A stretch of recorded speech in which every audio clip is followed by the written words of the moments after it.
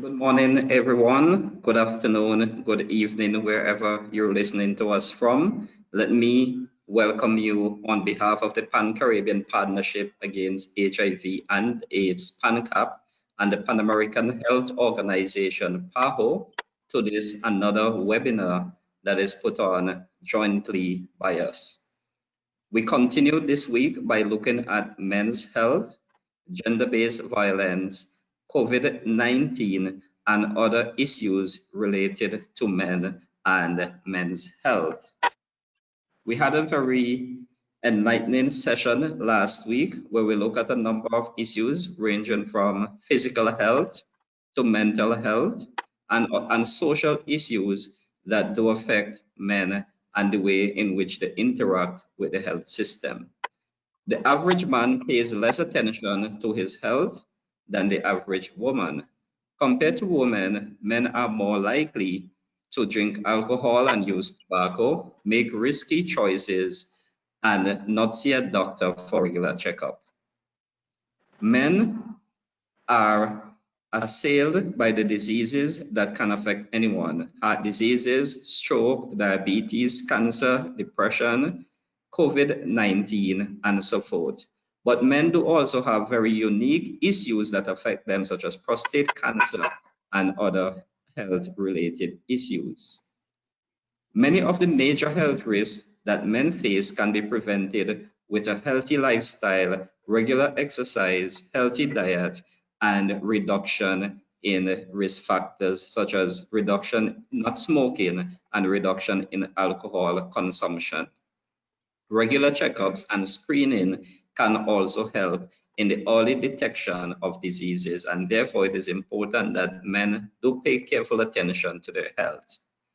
Apart from this, there are other social issues that affect men and men's health, and we're going to look at these issues today. But before we go into our presentations, I would just like to remind you of some housekeeping matters.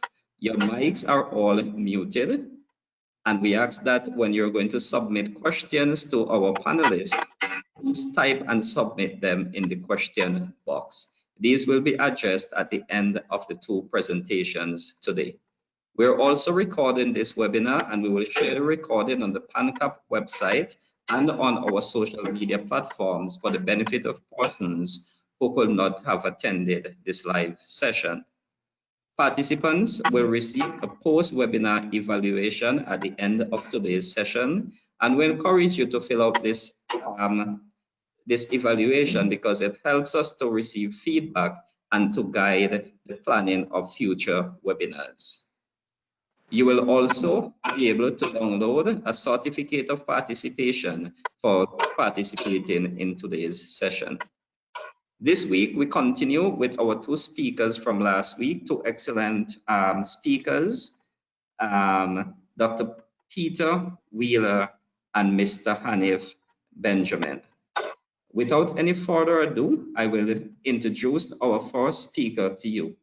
Dr. Peter Wheeler is a Jamaican who attended the University of the West Indies in Jamaica and Howard University in Washington, D.C.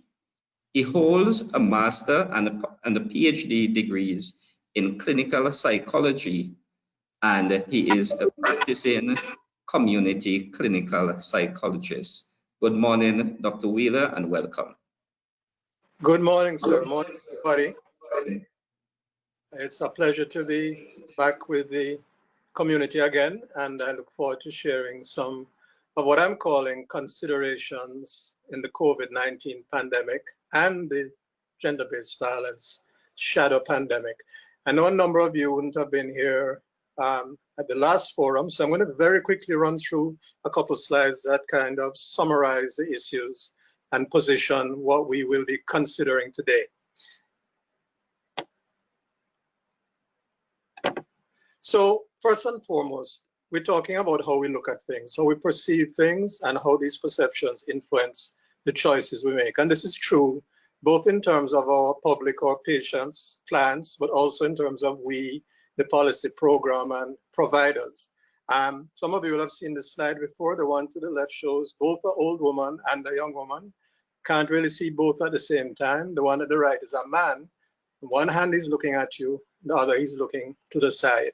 Our minds process information that is provided, but how we interpret information depends on our values, our beliefs, and our experiences. And this is very important to keep in mind when we talk about men and their health behavior. So we talked about how these influence our practices and the way we look at things. For example, what is most significant, what is most important on the left. Some see it as a hierarchy, some see it as a circle where everything is connected. How does that influence your practice? One will see a 6, one will see a 9.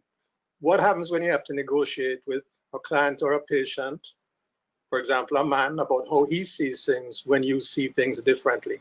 It's really important that we all understand these pre-existing conditions, the programming that our minds have. We have to be very careful that we're not being limited by this programming and not understanding what is going on. Sorry. So very often we look at men as part of the problem, and we have challenges, some of us, in focusing resources on them because we feel we're privileging them. But in fact, what we really need to do is look at it as a positive profiling and partnering. And the men themselves, well, of course, we're all part of a society that tells us we must be powerful, we must be protectors, we must be pro-risk, we must be providers, we must be pro-creators, and we must be problem solvers. All of these musts really are part of the programming that men have and influence many of our choices in one way or another. So they influence how we look at health issues, both as patients, where we very often are in avoidance or denial, but also as providers, where sometimes we see a health issue and don't understand that it needs to be looked at through a gender lens to understand how it might affect men or women differently. Most often we look at men's health behavior and we think about all the things that they're at risk for, with substance use, with car accidents, violent sports, workplace injuries, preventable diseases, etc. But we have to get back to the fact that we're talking about real men and individual men who have a mix of beliefs and attitudes, and in fact are very diverse. And these different programs will play out all at the same time. For example, we have this man here who is riding a bicycle, taking care of business on the phone, but also caring for a child and contributing to, I guess, getting the child home. All of those programs are involved, but maybe the risk-taking program shouldn't be allowed or engaged at the same time as a caretaking program. So what do we as healthcare providers and policymakers need to understand about what to work with men? Well, first of all, we have to see men as part of the solution. We have to meet men where they are, literally, in terms of physically taking interventions to them, but also understanding how their minds work. We have to understand the cultural context in which they operate. We have to use multiple different approaches if we're going to try and influence them. Train healthcare and other providers to be more sensitive, gender sensitive in general, but particularly to the unique needs men might have. Be very careful that when we send messages, we're not sending conflicting messages. We don't want to tell men that they should take control of their life because men are supposed to be in charge and men are supposed to be powerful, because now we're buying into this whole mindset that men should use that power and control any way they want. So we have to be vigilant that that kind of messaging does not have negative effects. So we've been using the term pre-existing conditions a lot, and many of us in the public are only just becoming aware of the term. You know, we talk about the economic context, climate change, wars, religions, culture, gender, all the things that are influencing us. And now we have the novel coronavirus. So here we have our own programming about how we must be in charge and control and powerful and protector and stuff. And we're juggling issues to do with the environment and stresses to do with the economy and religion, etc. And now we as men have to add this novel coronavirus. And what does it do? Well, it heightens our attention to danger and risk. Uncertainty is a big issue now, survival and transmission of the disease, whether we should be tested, vaccination, the prevention behaviors that challenge us to stay away and be away from people. You know, lots of things that, again, push the buttons of the programs that we have been trained to use to make decisions. And the lockdown, the isolation are certainly making it much more difficult for some men. Now, all men are not the same, so we understand the diversity, and we want to ensure that we acknowledge that that diversity means that different men need different messages and need it from different messengers. So when we talk about COVID-19 and this era, there are certain challenges that we can, kind of hone in on and focus on. Obviously, everybody has economic and financial challenges, their relationship issues, their issues around caregiving and children and working from home and connecting and having social connections from a distance, issues around homeschooling and in the home, discipline, etc. Now, one of the challenges that men face, again, is their diversity. We have many different backgrounds, many different relationships in terms of our partners, the women, our child, whether we're in residence with our children, etc., or economic context. And we have a history, unfortunately, of some very unhealthy coping because it's built around avoidance and denial. We drink, we smoke, and we lime to clear our heads. Sometimes those things are not bad, but quite often they are, and they can increase in the time of COVID. Men also have some unique issues. I alluded to earlier the whole home situation. Many men are not accustomed to being in the home. In fact, the home is not seen as their territory. They don't feel that they have much control or power. And in fact, the women in the house don't always want the man involved. So now with lockdown and isolation, men are being challenged to negotiate new relationships.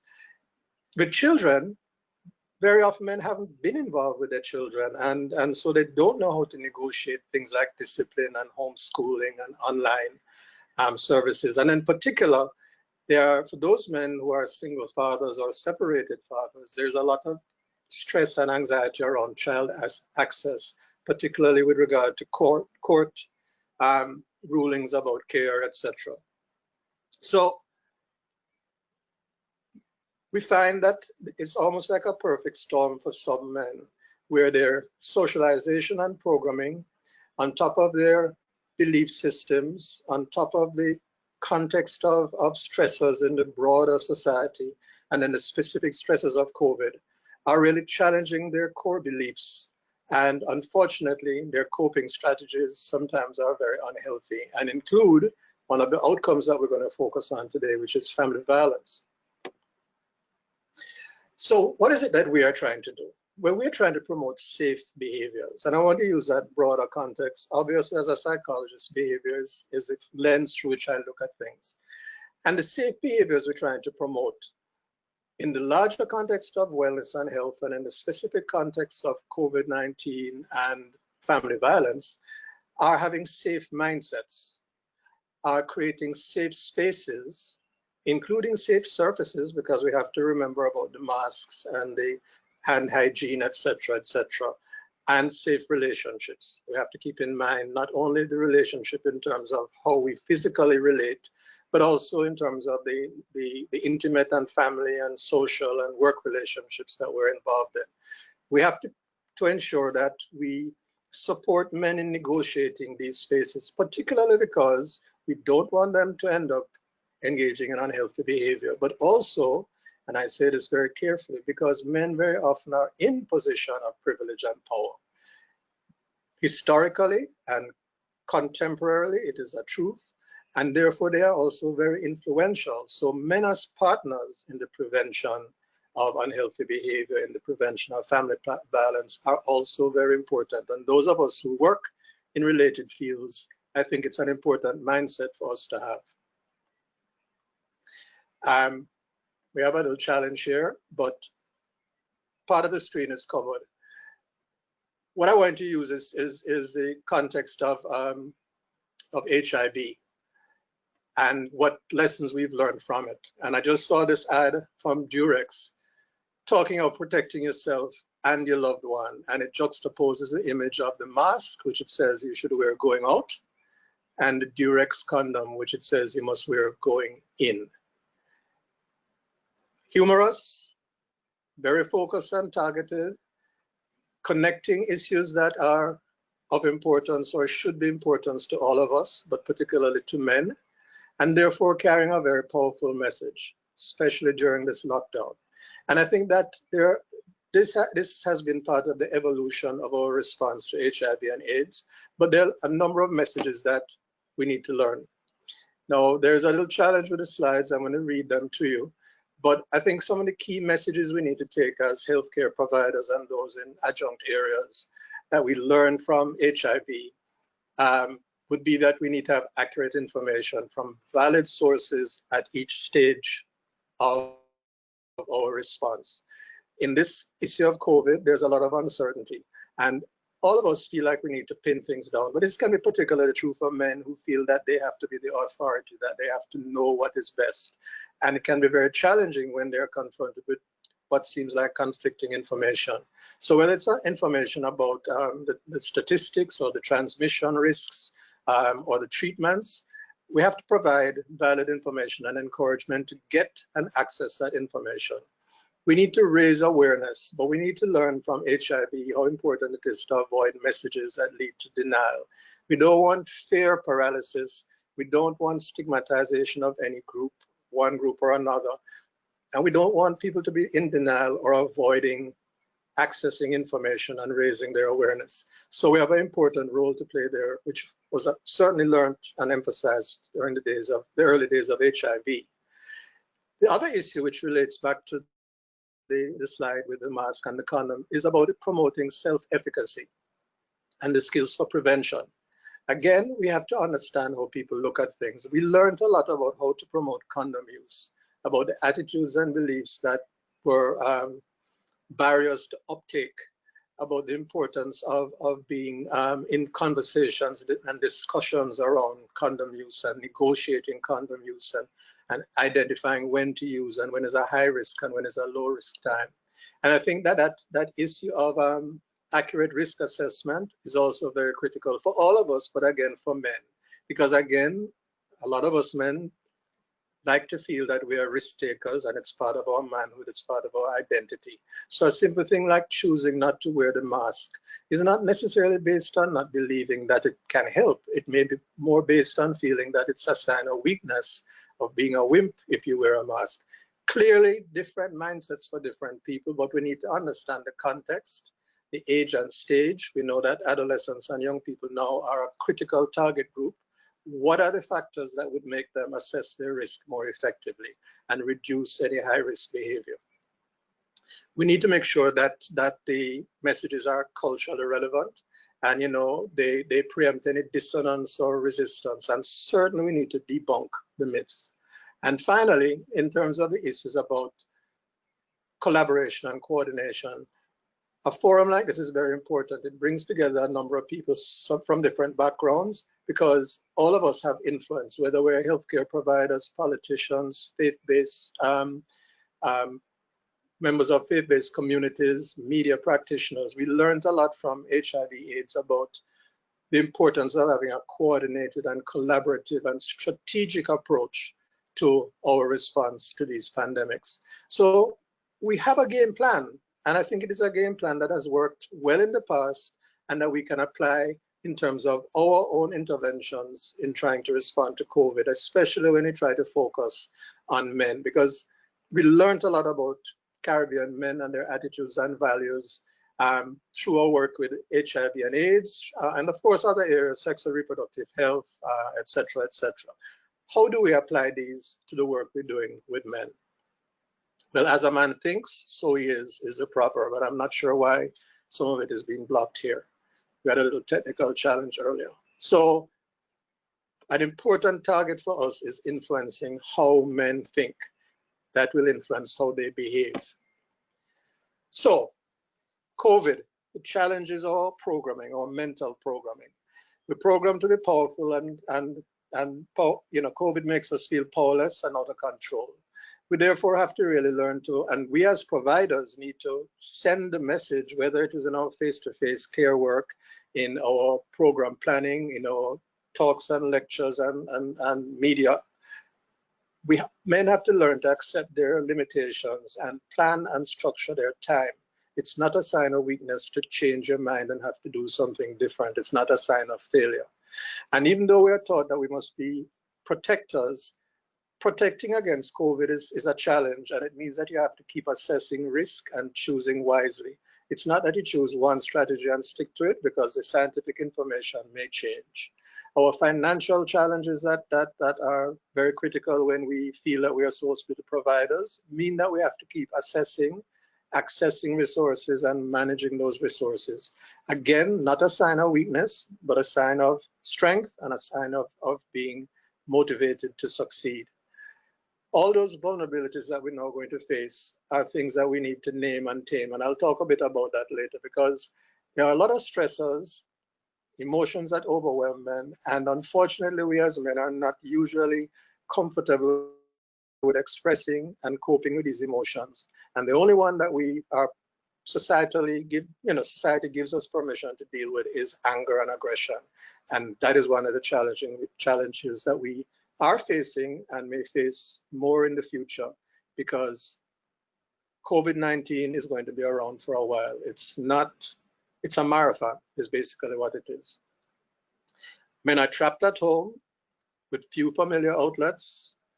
They don't feel productive, and they need to be able to renegotiate their relationships. But all of this needs to happen based on self-awareness.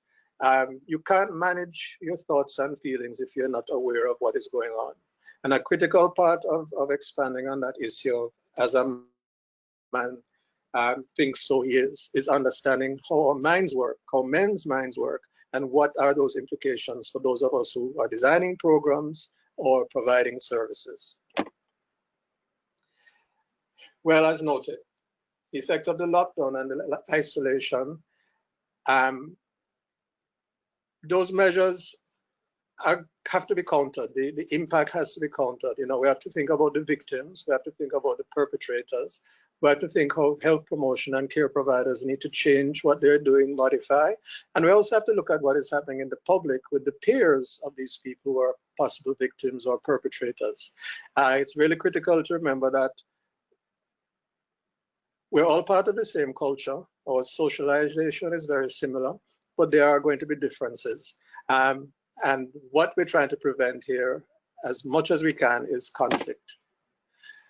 Sadly to say, the data is very clear and consistent. From UN Women, we have 1 in 3 women in Trinidad and Tobago have suffered from or will have suffered from intimate partner violence, gender-based violence. 1 in 4 women in Jamaica, 1 in 2 women in Ghana. This is a serious problem. The truth is that men are mostly the perpetrators, but we also have to remember that they may be the victims too. What we definitely want is to find ways that we all can ensure that men are partners for prevention of intimate partner and gender-based violence. We don't want to lose sight of the fact that the men who are the perpetrators must be held accountable, and there must be a change in their behavior.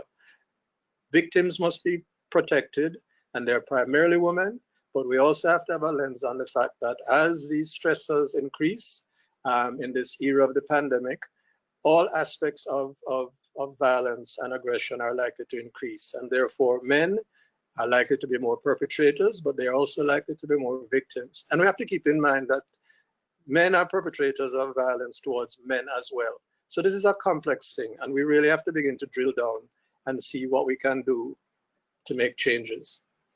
So I'm going to jump straight into 6 of the critical issues that I want to emphasize, and then we'll drill down a little more into each of those. Men have to know their emotional triggers. What feelings are below their anger? Is it feeling overwhelmed, disrespected, frustrated, insecure, ashamed, inadequate?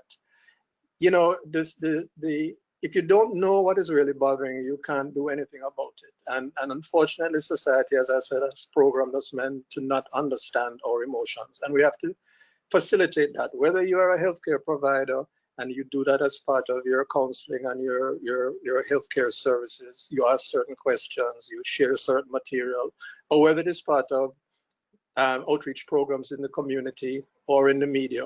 All of these steps, all of these tips we're talking about need to be integrated in our communication and our health promotion.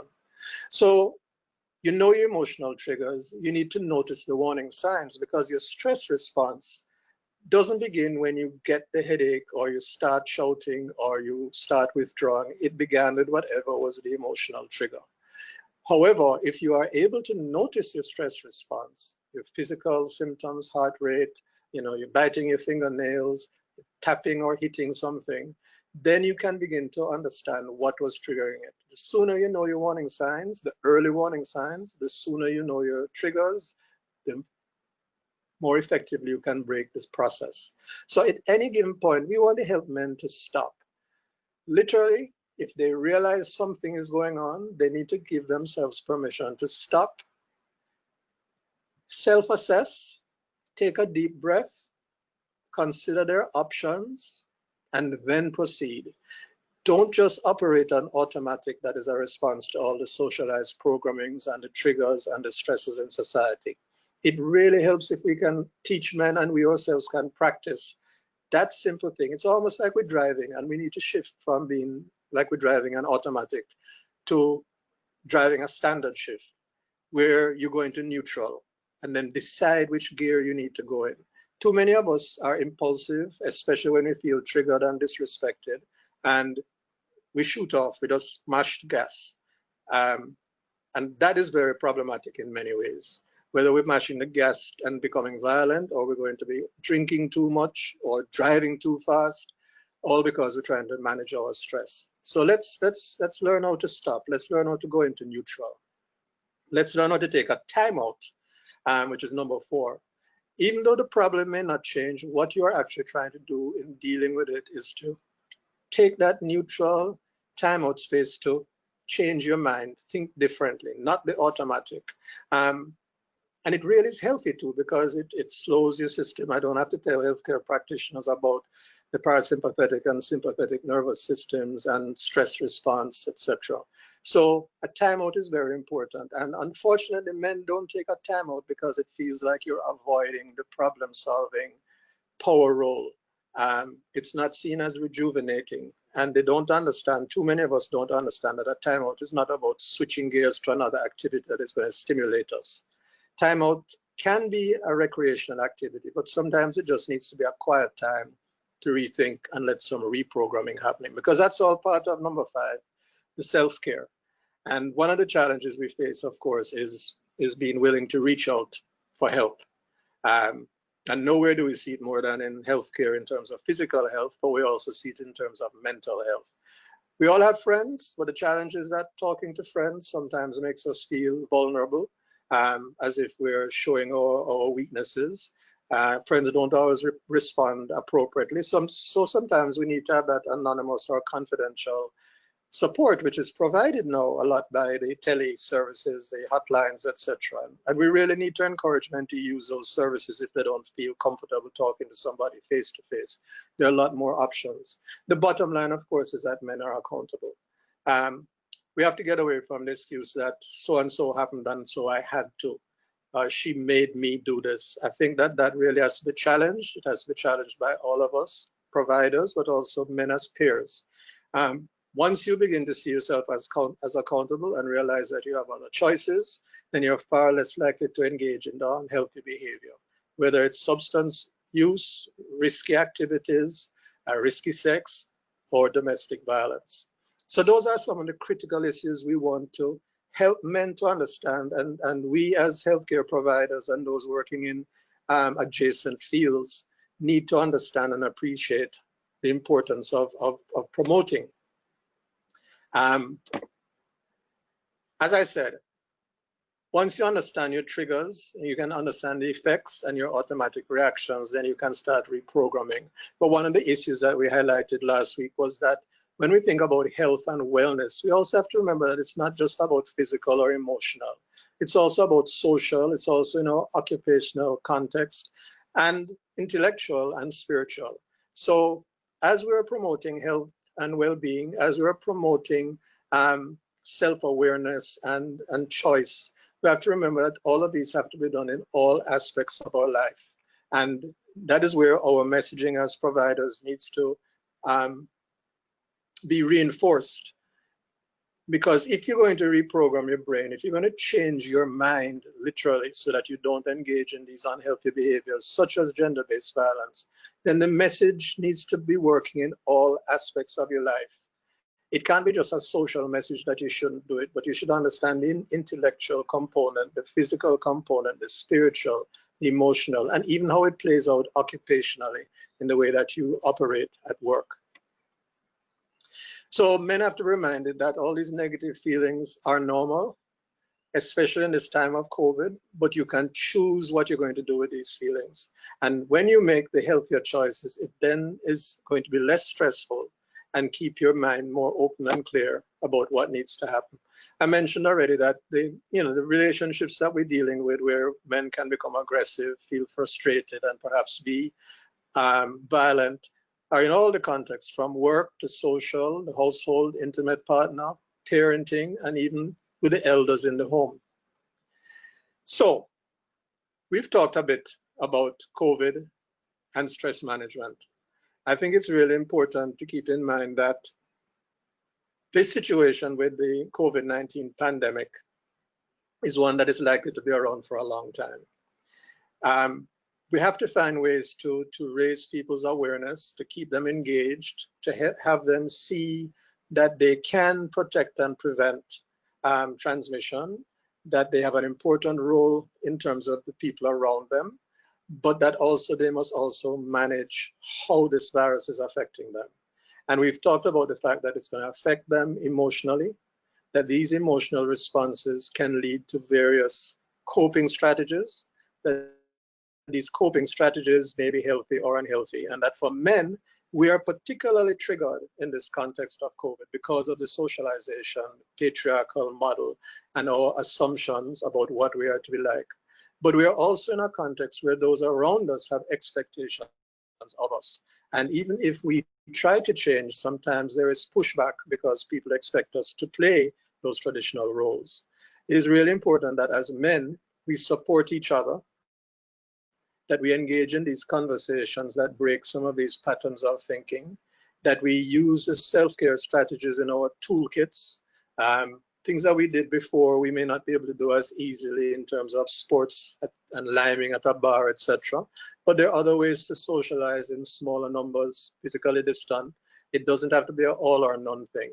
We need to renegotiate the relationships in our homes, because if we are co-parenting with children, these are new times, and maybe it's an opportunity for us to make healthier changes. But a lot of this work requires an intention and a motivation and a mindfulness to make the changes to manage the stress. We as care providers, no matter what level we're operating on, have an opportunity to promote and raise the awareness and to direct people to support services, referrals, and to even teach some skills sometimes. But as I note in this slide, we as care providers must also take care of ourselves. A lot of what I've said applies to anybody in terms of how stress affects us.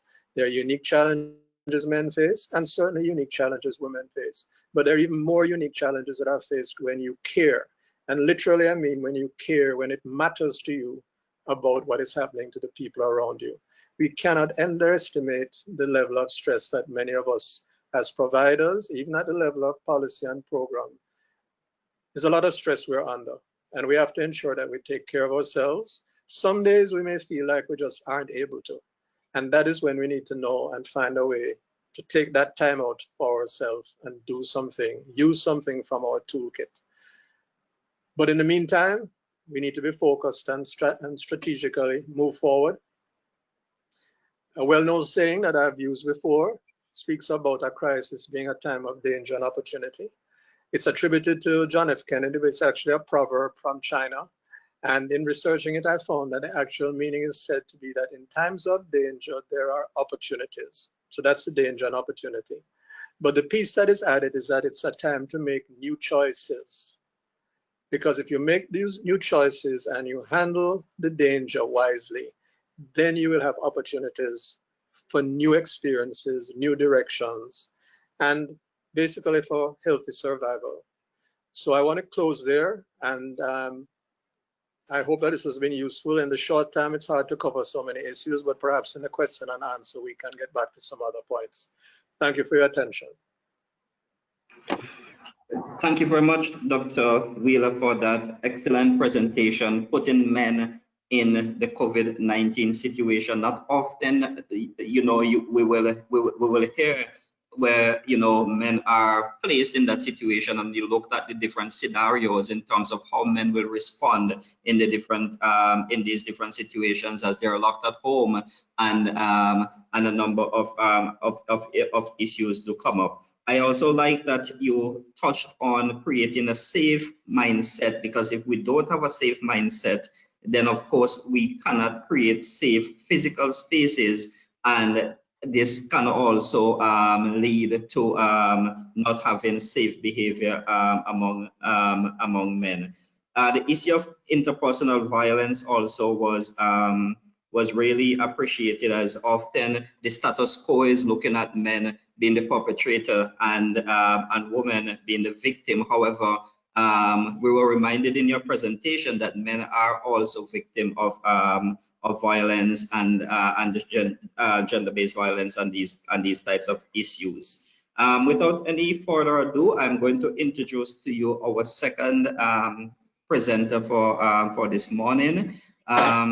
Mr. Hanif Benjamin is a Trinidadian. He gained his Bachelor of Science in Criminal Justice from Monroe College and his Clinical Master of Social Work from Fordham University in New York. He presented last week and is going to also present this week in the second part of our webinar. Welcome, Mr. Benjamin. Over to you. Thank you, Doctor, and thank you for having me. A pleasant good morning to all from whatever part, well, morning and or afternoon, depending on where in the world you might be listening from. It is indeed a pleasure to journey with you yet again. So I will get right into it because I know the time is limited. Last week I spoke significantly about, as a boy, that transition into manhood and what that meant in relation to culture, to community, to life, to the social environment. And I want to start today by introducing Yuri Bronfenbrenner. I would have touched on him last week, but I want to introduce him today because I want us to understand how critically important our social environment is to a lot of what Dr. Weller spoke about. But how do we get from this boyhood, this child to boyhood to manhood, and to get men more apt to accepting health, overall health, whether it is mental health and or physical health, to accept the need to get it done.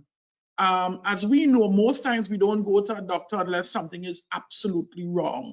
There is no preventative type of medication or intervention, rather. We wait until there is a challenge and then we go.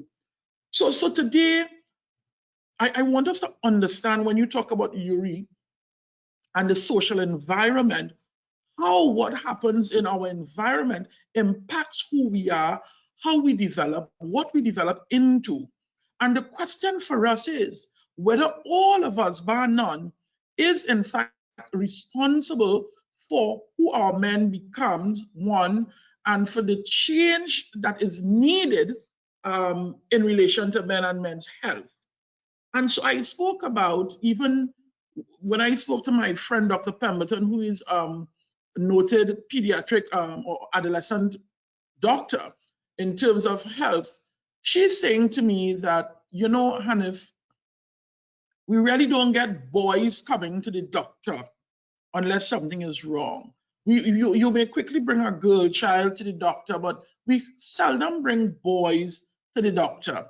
And so from even at a young age, even from a young age, we are culturing our boys to not go to a doctor for routine checkup, especially if you look at some of the areas that are socio-economically challenged. You only go to a doctor when it's absolutely necessary, right? And so from early in the game, we are saying to our boys, listen here, you can fend for yourself. When the boy busts the toe after playing football in the road and take off the entire toenail, you wrap it up and you continue going. There is no going to seek help, no going to the health center. You wrap up that big 20, keep it moving. You go to school in a slipper, limping. And that is okay. That is what we said to our boys. That is okay. So now as a man, we want them to now understand the importance of mental health, physical health, taking care of themselves. And it really is a mismatch between what we taught them as boys, like what I explained last week, and what we expect them to do. I will tell you a little story. I normally would go by my barber every week and on a Sunday. And I live south of Trinidad. For those of you who know Trinidad, there's south. I live in the south. That's supposed to be the better part of the country, by the way.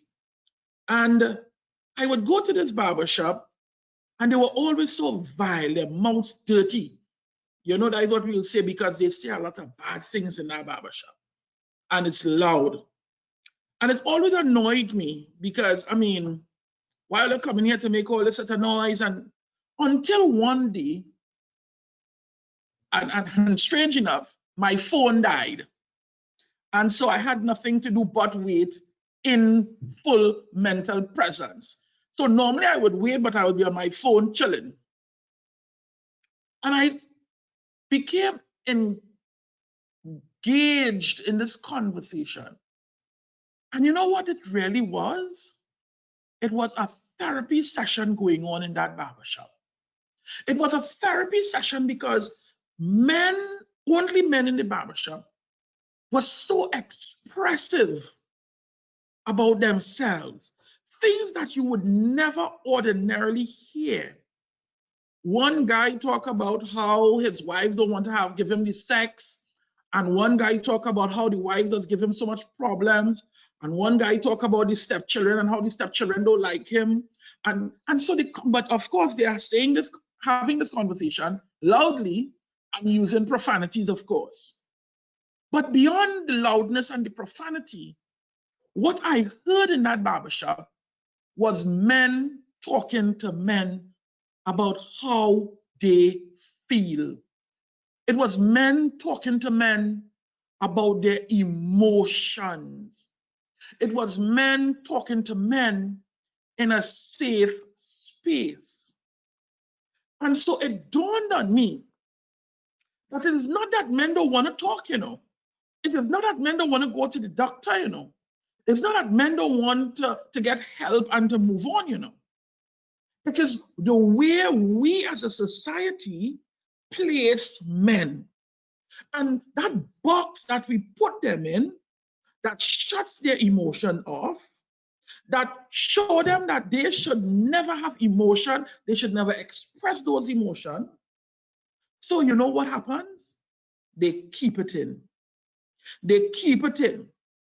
They don't want to go home when the evening comes, because going home means a constant barrage of loud mouth. That is what they say.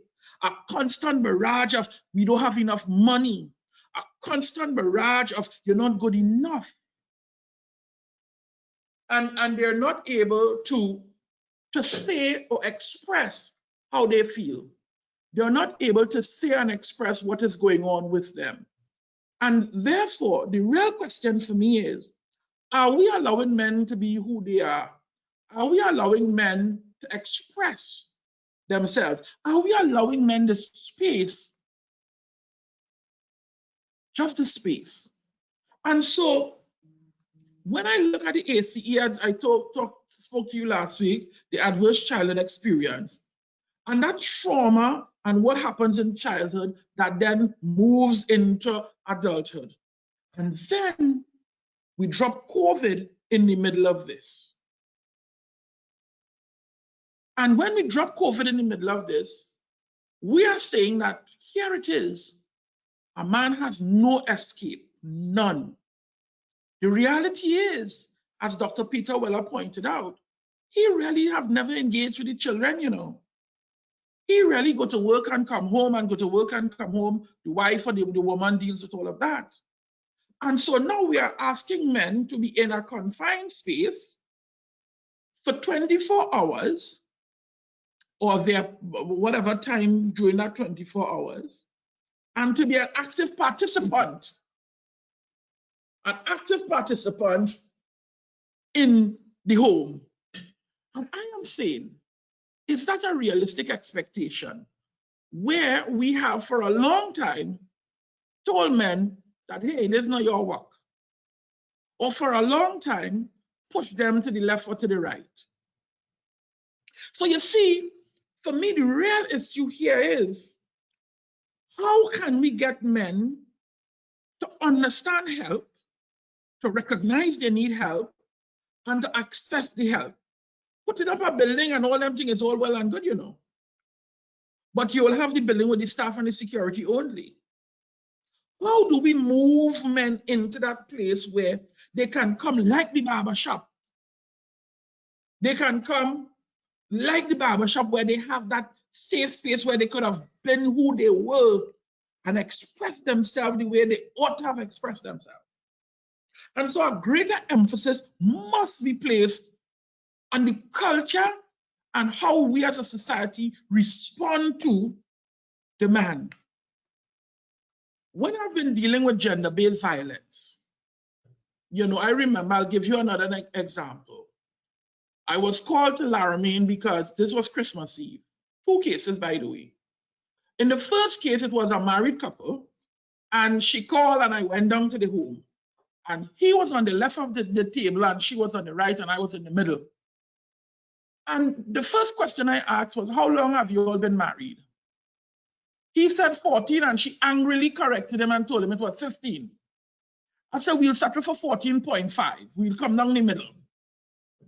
And I said, wow, what have you all been doing so right that you all have been married for 14.5 years? Because I said, I have young couples who are not making 3 years. They look at me strange because they didn't expect the conversation to go down in that direction. Because you see, we made this in such a way that we look always at the negative paradigm. We look at the negativity within the situation. But for them, I allow them to examine what they have been doing right. And when you look at it, the man had no voice in his own home. And so he spent time in the rum shop. As a matter of fact, if they don't find him Friday evening, 4 o'clock, in front of his workplace, the next time they will see him is on Sunday morning without any money for the children to go to school. And the question to me was, why did he need to spend the time in the rum shop? Not because he's an alcoholic. As a matter of fact, he don't like rum. But he spent the time in the rum shop because being at home was very difficult, traumatic for him. And he said, Mr. Benjamin, because I don't want to hit nobody, I prefer to stay out there and drink rum. So what does that tell us? It tells us that the men need that outlet to understand self. They need that outlet to understand where and what they are dealing with. And even in this COVID period, we need to teach men more than ever self. We need to teach them to feel again. We need to teach them to express themselves again. We need to teach them to allow themselves the space they need. And how can we do that? We can do that by being real, by listening to what they have to say in the rawest of form, because that's the way they know. We need to go and meet them where they go. We have tried to create too much fancy building. Go and meet the men where they go. Line with them. Sit with them. Those are the things that will bring about the real cultural changes. Because if it is that we keep building pretty building to have the men come in, we will continue to pay for empty spaces. And so for me, and what I want to convey in this last week and this week here is really understand that box. Remove the barriers that surround the men. Allow ourselves to understand men for who they are. Give them the space to express themselves. Otherwise, we will continue to be in the cyclical cycle over and over of men, domestic violence, and absent fathers, and stuff like that. But if we allow the barbershop syndrome to hit us, then we will realize that more and more men will open up, men will be open to changes, men will want to of course, take care of themselves. And the last thing I will say on this is we need to start from boyhood. We need to start from boy days. We need to start from small. Because if they grow up with the mindset, it is very difficult to change it when you're in your 20s, 30s, and 40s. I thank you.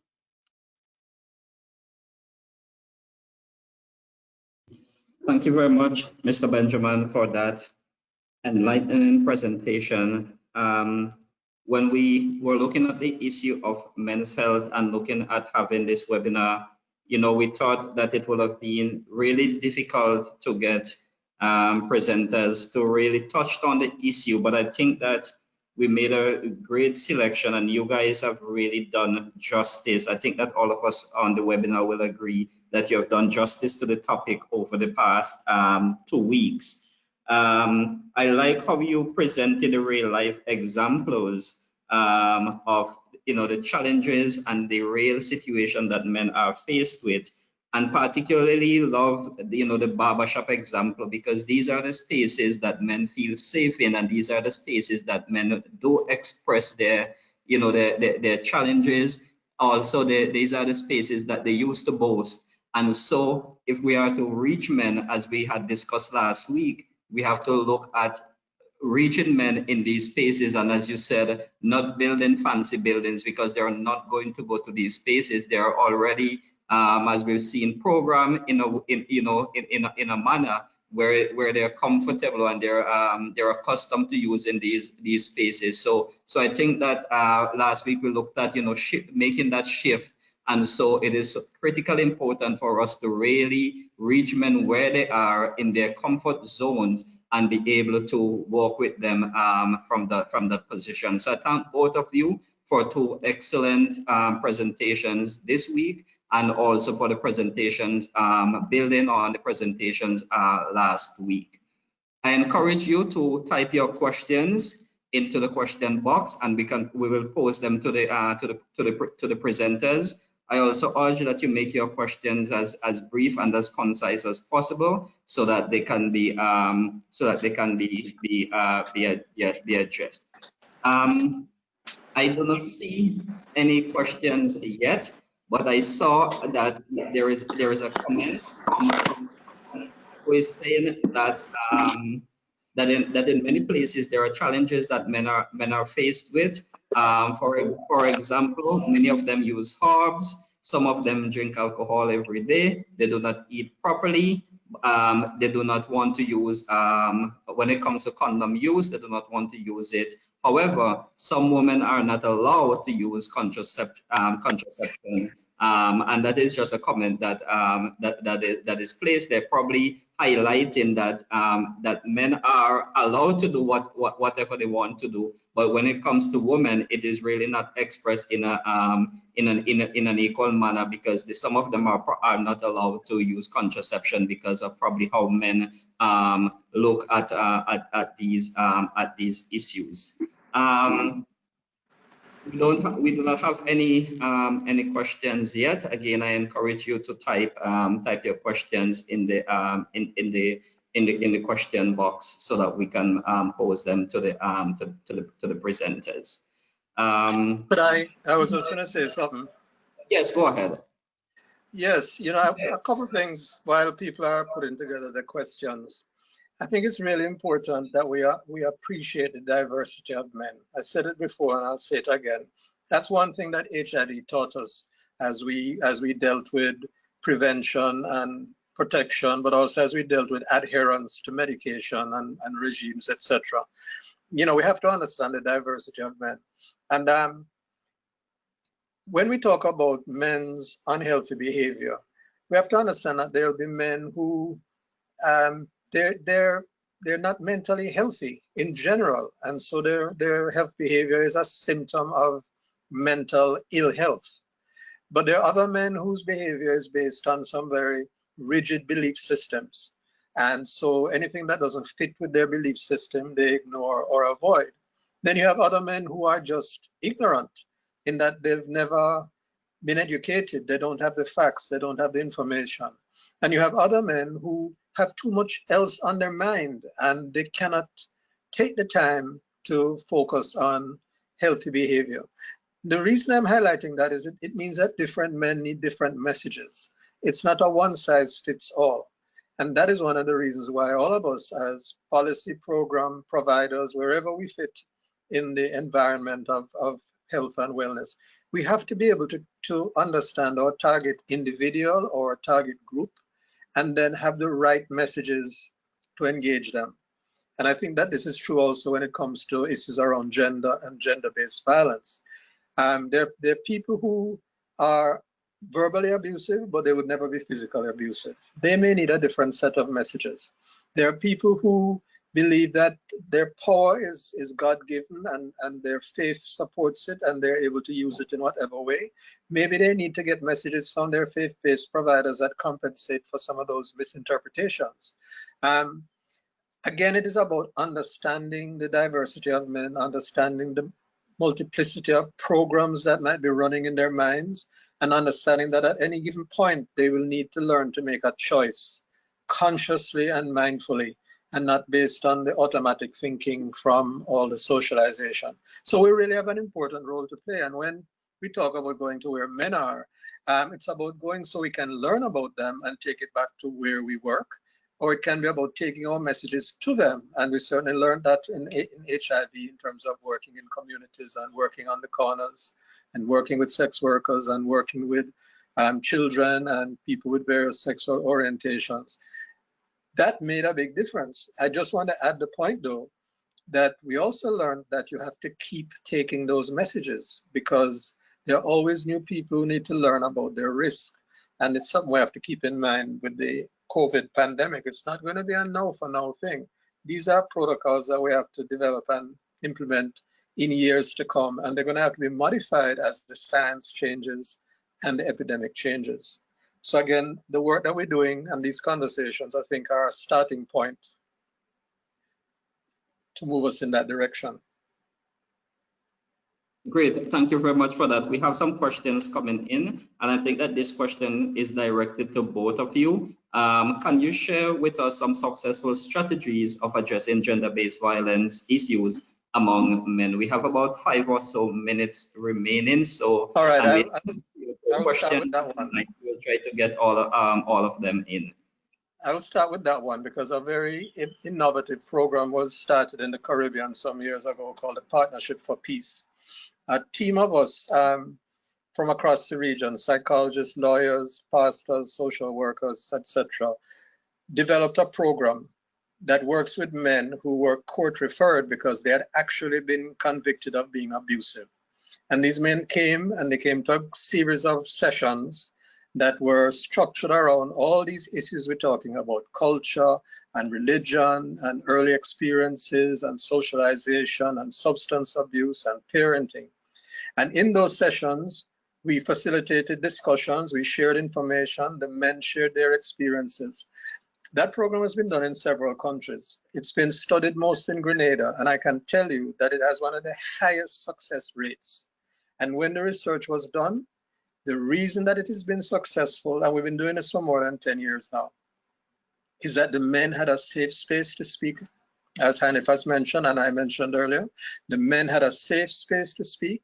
They're able to share their experiences. They're able to get new information and integrate it and have it validated by other men around them. So we can make a difference. And what was particularly important about the Partnership for Peace program is that it generated a lot of information about men and their mindsets and their motivations. And that information then was used to develop an outreach program for young people to help prevent the start of gender-based violence. So it also informed group interventions for young people, and then it also was used to help those of us who are therapists and counselors to understand when men come to us, the kinds of issues that they should be ready to deal with. So yes, there are Caribbean-based models, that we can learn from, and that can also be scaled up and scaled out for other applications once we put our minds together. And this was an example of Caribbean minds working together and having a Caribbean success story. Great, thank you very much. Are there any other success stories, or should we go on to the next another question? Okay, great. We will go on to there's another question here. It said that both presenters talked about addressing male issues from boyhood. How does that happen given our social structures? It will seem that there is generally little access for young men and boys to psychosocial support. How can we address this? One of the things I think, and I've seen worked when I worked out of the United States, I was very deliberate. My program was attendance improvement, dropout prevention. And then I worked with the Bridges to Health program, who dealt with what we call juvenile delinquents there. And what I found very interesting is a deliberate and consistent effort to work with boys. I think that there is benefit in having girls program, and there's benefit in having boys program.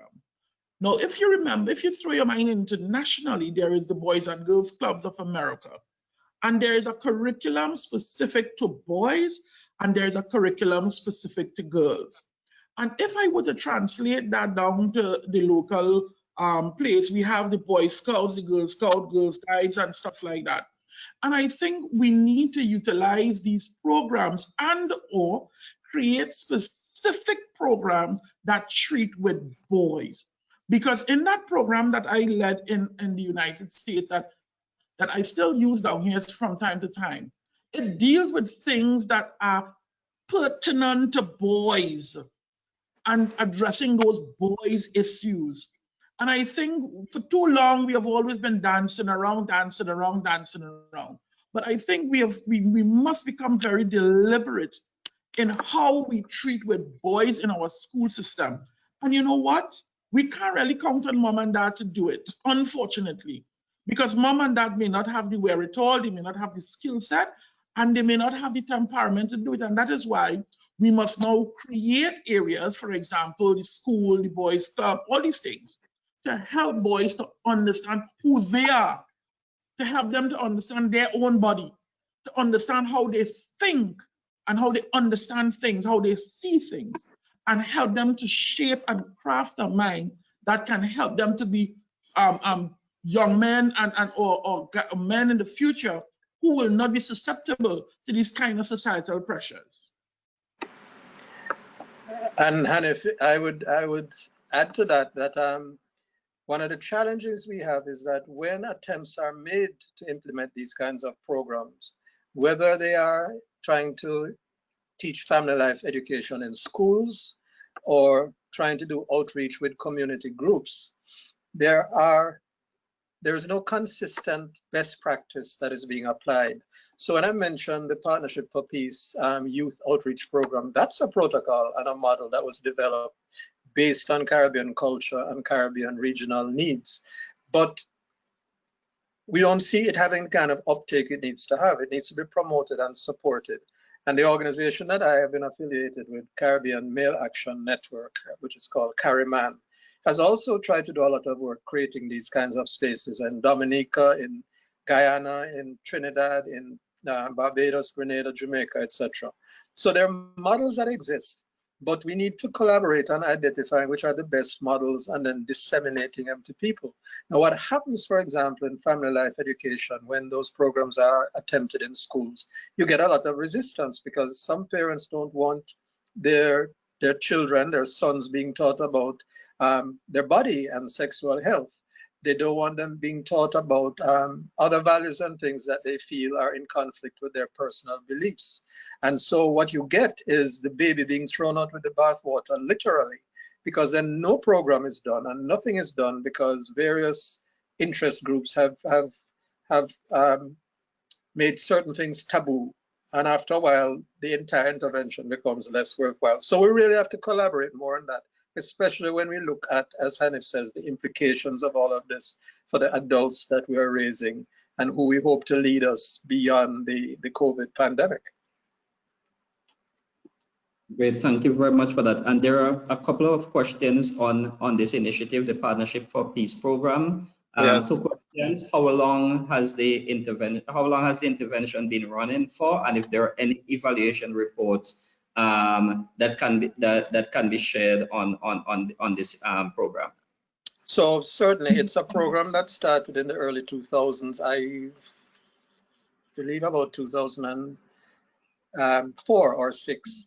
So it's been going on for quite a while, consistently in Grenada at the Legal Aid and Counseling Center. It's a program that was initiated originally by UN Women, but as I said, was developed in partnership with a number of us in the region from various organizations, including Cariman. Now, further information can be accessed from the UN Women website if you just search for Partnership for Peace and male perpetrators, domestic violence, those keywords, but Partnership for Peace is the name of the overarching program. I think I know it was actually done in Trinidad for a period under the title Project Hope, but I think that funding ran out, and that is something that I think we really should advocate for, because the model exists, people were trained to do it. I helped to train some of the facilitators, and it's unfortunate that it was not supported and sustained. It's been done also in Barbados, in Dominica, I think, in Jamaica, in Belize, and I think in Ghana in various forms. But you can get more information about it if you search under Partnership for Peace in terms of batterer prevention programs, and then you'll also be able to identify some of the other related programs that were developed, which have been evaluated, and that's why we can say that in Grenada, there's been a very low recidivism rate, meaning that many of the men the vast majority of the men who went through that program never were before the court again, and their partners reported that their behavior changed. So this can happen, and we can do it, and we can do it in a Caribbean way if we work together. Great, thank you very much. There are a number of positive comments coming in, thanking both of you for really touching on this topic and highlighting the issues. And there's one final question, but I'll read one comment that I think is really great, where the participant said that we must reach men where they are. We have to reach them at their workplace, since many are at construction sites or areas where they tend to take risks. We have to continue to raise awareness even when we think that we are failing. We may not get all of them to change overnight, but surely you will get a change over time. And I think that this is exactly what we're saying, that, we cannot change immediately, but we have to continue doing the work that we're doing and getting the message out there, and be very hopeful that over time we will see changes. The final question that we're going to take for today's session is one asking us, how do we break the barriers and the pressures that society has placed on men's health and well-being? Well, I think you just answered that question. It's going to take one step at a time, and it has to be a collaborative process, even when it doesn't look like we are succeeding. But I think another part of the answer would be, we need to be present in the moment. By that I mean COVID-19, the pandemic, is allowing us to have a focus. And I think that if we take our messages to our publics and we contextualize it in terms of masculinity and femininity and gender and socialization, people will feel that it relates to them more. And therefore it is going to be more likely to have impact and lead to change. So COVID-19, a crisis with danger, but also an opportunity to reach out. We need to be going around the way we did with HIV to all work sites and communities, talking about the mask, talking about the risk, answering people's questions, talking about why men may be more at risk in some ways and women also at risk in other ways. Those conversations are things that are needed to sustain this change, but we can be the instigators and the advocates, and I think we need to do it. If I may just say one thing here, I wanted to reiterate the point I made earlier in relation to being deliberate about the boys program. The CEO of the North Central Regional Health Authority, Mr. Davlin Thomas, did something phenomenal in Trinidad, and it has been beautiful and accepted. He has introduced specialized men's day, men's clinic, the same thing that we want men to do to take care of themselves, but it has been marketed in such a way that it was designed specifically for men. So today is prostate cancer clinic. They come to, so they made it deliberate for men, about men, with men. And so to answer the question from that person there, I think we need to become deliberate in what we do. Institutions need to become deliberate. Our health system needs to become deliberate, just like what was done at the North Central Regional Health Authority. It's a beautiful program. It's on Facebook, and men go.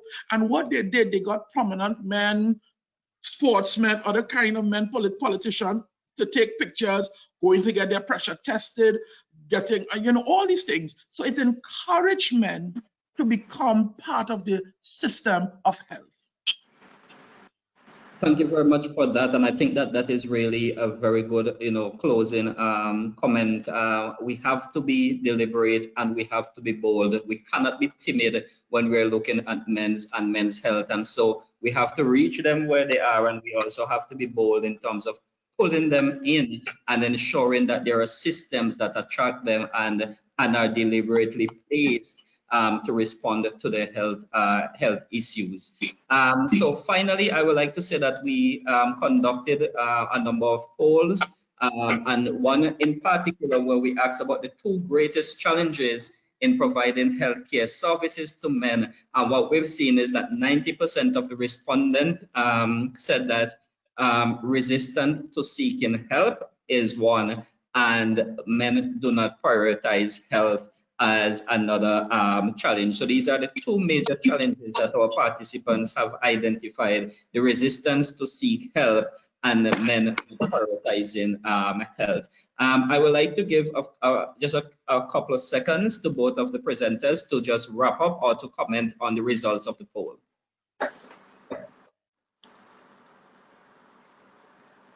Dr. Wheeler, Mr. Benjamin, any final comments on the poll or any closing remarks? I just want to say thank you. I think a session like this is very helpful, but with all things and the way I operate, I always want to see it go one step further, to take the information imparted here, the poll and what is said here, and look towards a more sustainable program or things that we can do to really help men. I think for a long time, boys and men has always been put second, and I think that without trying to sound as if I'm over advocating, I think that we need to be deliberate. I think the only way we will make change and sustain change is being deliberate. We have to understand how men think and utilize that platform to help and get the change needed. Thank you. Yes, thank you. And I think that I concur with what Hanifa said. In Jamaica, we have a saying, bird can't fly on one wing. Gender equality is about meeting the needs of both men and women and ensuring that both have the best opportunities and choices. And this is true when it comes to all issues around wellness. So I really support this work, and I do a lot of these kinds of workshops, and I think that there needs to be more of them. And I look forward to contributing further. Thank you. Great, thank you both very much. And also there are a number of female colleagues who are online, and so we also invite our female colleagues to also join in this, in advocating and join in pushing and supporting men in addressing these issues. We cannot fight for ourselves, and so we need your help and your support in doing this. So this concludes yet another webinar from the Pan-Caribbean Partnership Against HIV and AIDS PANCAP in collaboration with the Pan American Health Organization, PAHO. I wish to thank both of you again for really doing justice to this topic. I think that we can go on and on and on discussing men's health and issues around men's health, around COVID-19 and gender-based violence. Our next webinar, please stay tuned. We will post our announcements on our website and our social media platforms. Continue to follow us on PANCAP, on our Facebook or Twitter, and YouTube, where you can access information on HIV, AIDS, COVID-19, and other health-related topics. Just as a reminder, you will get the post-webinar survey. I invite you to complete this survey, and you will also be able to download a certificate of participation. So thank you very much for your participation today. Thanks to those in the PANCAP coordinating unit for facilitating the setup of this webinar. And again, special thanks to the two presenters. Have a good day and continue to be safe.